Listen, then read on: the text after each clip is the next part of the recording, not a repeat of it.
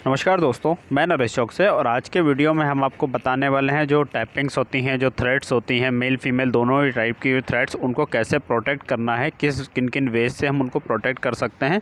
चाहे हम उन पर पेंटिंग परफॉर्म कर रहे हों या फिर उन पर शॉर्ट ब्लास्टिंग या ग्रिड ब्लास्टिंग परफॉर्म कर रहे हैं, जो भी कुछ ऑपरेशन थ्रेड्स पर किया जा रहा है, उन ऑपरेशंस की वजह से टैप को कैसे प्रोटेक्ट करना है, आज के वीडियो में ये समझने वाले हैं।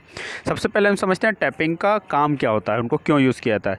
जनरली क्या होता है, टैपिंग वहाँ पे की जाती है, थ्रेड्स वहाँ पे जनरेट या दी जाती हैं जहाँ पर हमको फर्दर असेंबलीज करनी होती है ना। जैसे कि आपने घर के डोर्स देखे होंगे, है ना, दरवाजे देखे होंगे, वहाँ पे स्क्रूस लगाए जाते हैं, है ना। फिर इसी तरह के जैसे कोई दूसरा आपने कभी घर में एमसीबी लगाया हो या सॉकेट या स्विच लगाया होगा, वहाँ भी उस बोर्ड में भी और सॉकेट स्विच में भी, या फिर प्लग की बात करें, है ना, उसमें भी आपको हार्डवेयर्स मिल जाएंगे, फास्टनर्स मिल जाएंगे, नट बोल्ट मिल जाएंगे। उससे क्या होता है कि जब हम उसको चेंज करना हो, डिटैच करना हो, तो वो ईजिली डिटैचेबल हो, हम उसके फास्टनर्स खोल के उसको डिटैच कर सकते हैं। अब जैसे कि आप यहाँ इमेज में भी देख रहे हैं, ये पोल खड़ा किया है फास्ट इस पर, है ना, फाउंडेशन पे पोल खड़ा किया था। अब देखिए यहाँ पे चारों बोल्ट से कसा हुआ है, फास्टनर से कसा हुआ है, इसको क्या हम इजीली चेंज कर सकते हैं।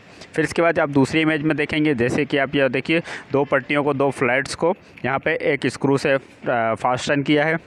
फिर यहाँ पे दो पाइप में जो फ्लेंजेस लगे हैं, इन दोनों पाइप को भी बीच में गास्केट डाल के टाइट किया गया है। मतलब जो भी पार्ट को हम डिटैच करना है, इजीली डिटैच कर सकते हैं, वहाँ पे हम टैपिंग का या फास्टनर्स का यूज़ करते हैं। तो चलिए अब जानते हैं किन वेज से, किन किन तरीक़ों से हम अपनी टैपिंग्स को, चाहे मेल हो या फीमेल हो, उनको कैसे सिक्योर कर सकते हैं, प्रोटेक्ट कर सकते हैं। तो चलिए सबसे पहली जो है, जैसे आप यहाँ एक इमेज में देख रहे हैं, आपको सबसे पहले दिख रहा है मास्किंग टेप।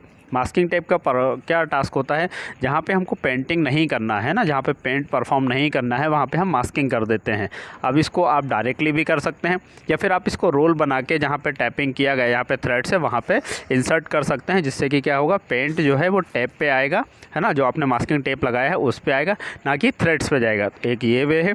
दूसरा क्या है, ग्रीस यहाँ पे दो टास्क परफॉर्म करता है। पहला टास्क परफॉर्म करेगा, ये हमारी जो थ्रेड्स है, जहाँ पे अगर एमएस में काम कर रहे हैं, तो एमएस में काम करने की वजह से क्या होता है, कई बार रस्टिंग हो जाता है, तो रस्ट को भी प्रोटेक्ट करेगा, मतलब रस्टिंग नहीं आने देगा, क्योंकि ये सॉलिड लुब्रिकेंट होता है। सेकेंडली क्या है, जहाँ पे आप पेंट परफॉर्म करने वाले हैं, तो पेंट भी ग्रीस पे आएगा, और पेंट परफॉर्म होने के बाद आप इस ग्रीस को निकाल भी सकते हो।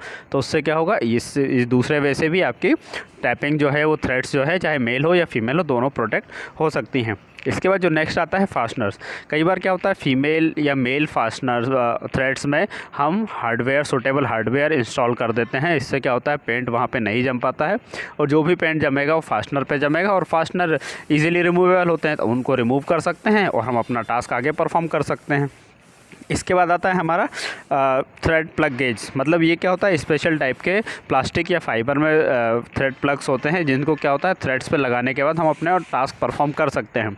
जनरली क्या होता है, हम आपको ये सब चीज़ें इसलिए बता रहे हैं कि जब हम रीटैपिंग परफॉर्म करते हैं ना, जैसे मान लीजिए कोई जॉब है ना, उस जॉब पे, जैसे आपको यहाँ फर्स्ट इमेज में भी दिख रहा होगा, एक एमएस का जॉब है, इस पे पेंट परफॉर्म किया है। अगर हम लोग इन वेज का यूज़ ना करके टैपिंग को सिक्योर नहीं करेंगे, तो जनरली क्या होगा, आपको रीटैपिंग करना पड़ेगा।